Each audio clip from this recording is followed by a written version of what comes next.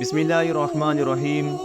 السلام علیکم ورحمۃ اللہ وبرکاتہ۔ ناظرین، آج کی ویڈیو میں ہم بات کریں گے ٹی وی کے ساتھ دفن ہونے کے عبرتناک واقعے کے بارے میں۔ تو ناظرین، اس ویڈیو کو اسکپ مت کرنا، اور اگر آپ نے ہمارے چینل کو ابھی تک سبسکرائب نہیں کیا ہے تو سب سے پہلے ہمارے چینل کو لازمی سبسکرائب کریں۔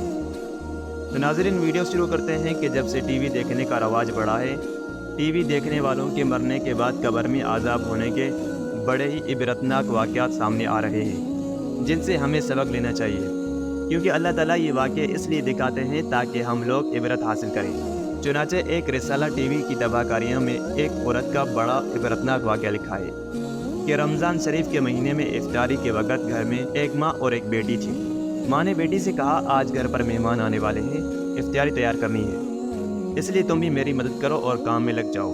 بیٹی نے صاف صاف جواب دیا، اماں جان، اس وقت ٹی وی پر ایک پروگرام آ رہا ہے، میں اس کو دیکھنا چاہتی ہوں، اس سے فارغ ہو کر کچھ کروں گی۔ چونکہ وقت بہت کم تھا، اس لیے ماں نے کہا، تم اس کو چھوڑ دو، پہلے کام کرواؤ۔ مگر بیٹی نے ماں کی بات سنی انسنی کر دی، اور پھر اس خیال سے اوپر کی منزل میں ٹی وی لے کر چلی گئی کہ اگر میں یہاں بیٹھی رہی تو ماں بار بار مجھے منع کرے گی اور کام کے لیے بلائے گی۔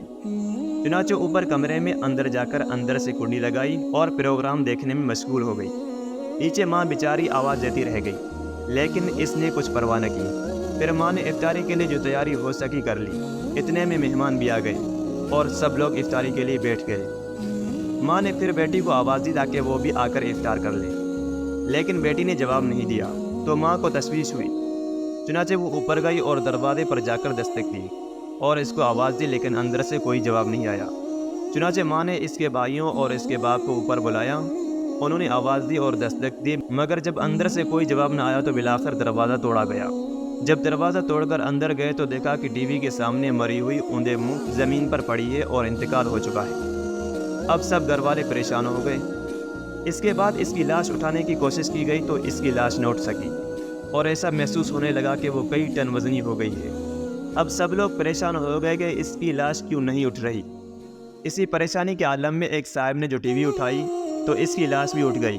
اب صورتحال یہ ہو گئی کہ اگر ٹی وی اٹھائیں تو اس کی لاش اٹھ جاتی ہے، اگر ٹی وی رکھ دیں تو اس کی لاش بھی بھاری ہو جاتی ہے۔ اس ٹی وی کو اٹھا کر اس کی لاش نیچے لائے اور اس کو غسل دیا اور کفن دیا۔ جب اس کا جنازہ اٹھانے لگے تو پھر اس کی چارپائی ایسی ہو گئی جیسے کسی نے اس کے اوپر پہاڑ رکھ دیا، لیکن جب ٹی وی کو اٹھایا تو آسانی سے چارپائی بھی اٹھ گئی۔ تمام اہل خانہ شرمندگی اور مصیبت میں پڑ گئے۔ بالآخر جب ٹی وی جنازے کے آگے آگے چلی تب اس کا جنازہ گھر سے باہر نکلا۔